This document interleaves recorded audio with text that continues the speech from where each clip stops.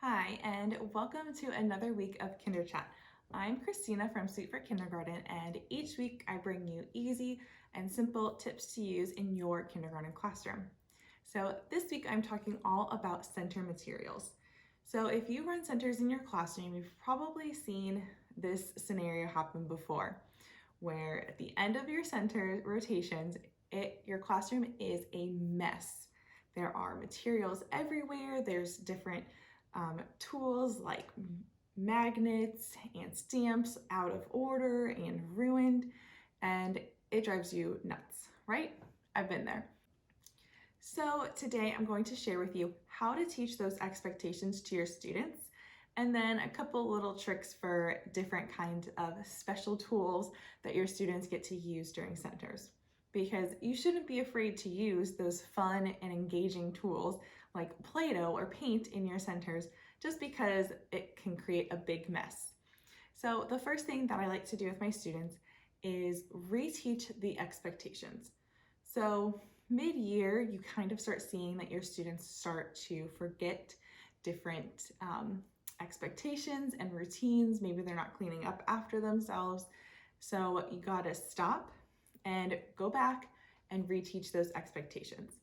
So in my classroom, my center rotations, I either had 3 or 4 center rotations per day.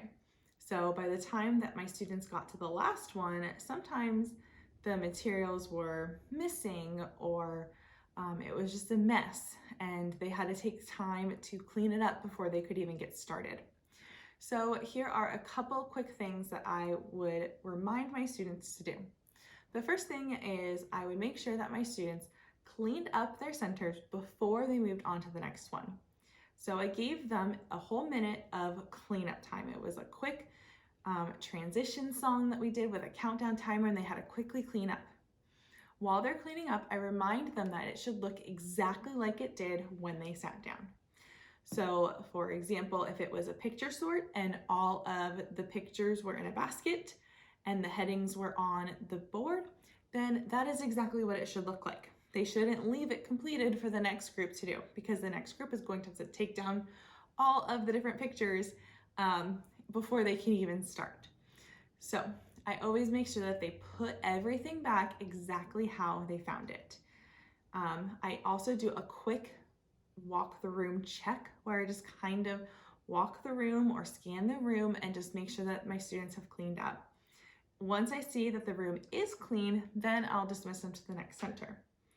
If I notice that one of my groups did not clean up properly, then I make sure that they do that before they can move on to the next center. So yes, that might take an extra minute, but at least they are learning that responsibility, that it's their job to clean up and they shouldn't leave it a mess for the next group of students.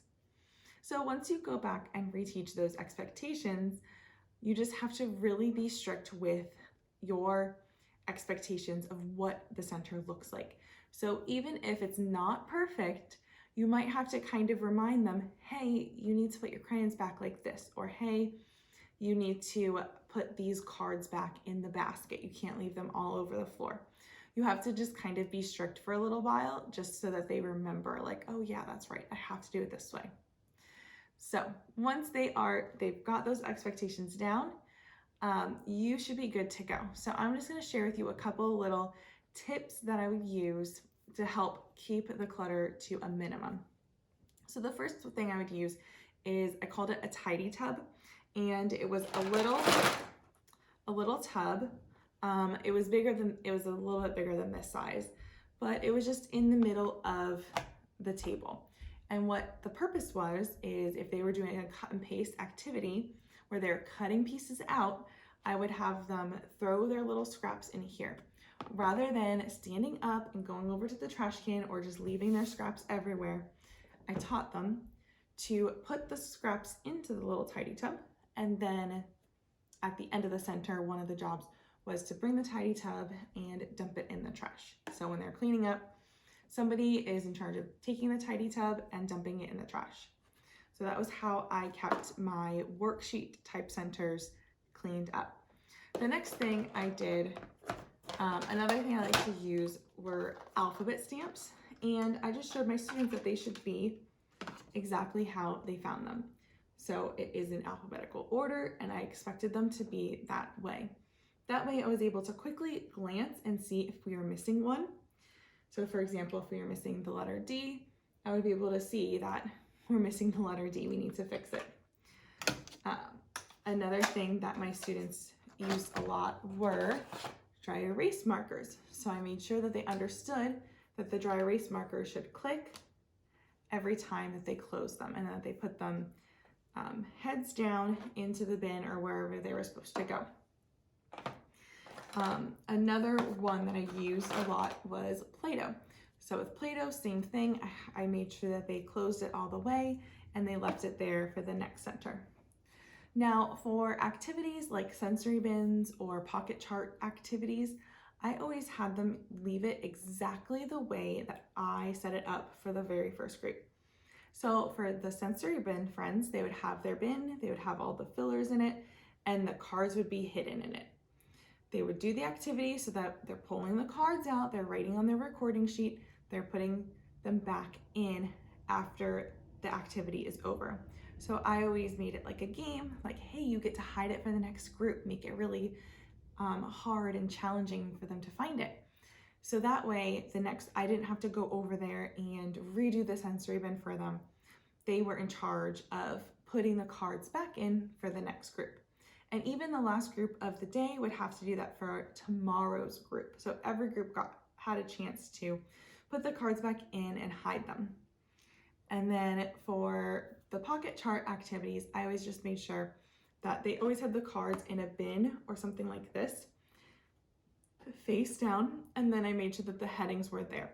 So I taught them, once the cleanup music is going, then put all the cards face down. You don't want your friends to see them.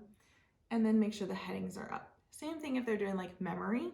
You can have them put the cards back in the pocket chart facing backwards, so that way they can't see them for the next group. So once you kind of show them that responsibility, like you are setting it up for the next group, you want them to be able to find what they need, then they definitely take that responsibility and are more responsible for cleaning up. So I hope those tips are helpful about keeping up with your centers and cleanliness, and also making sure that the supplies are in the right place when they clean up. I will see you guys next week.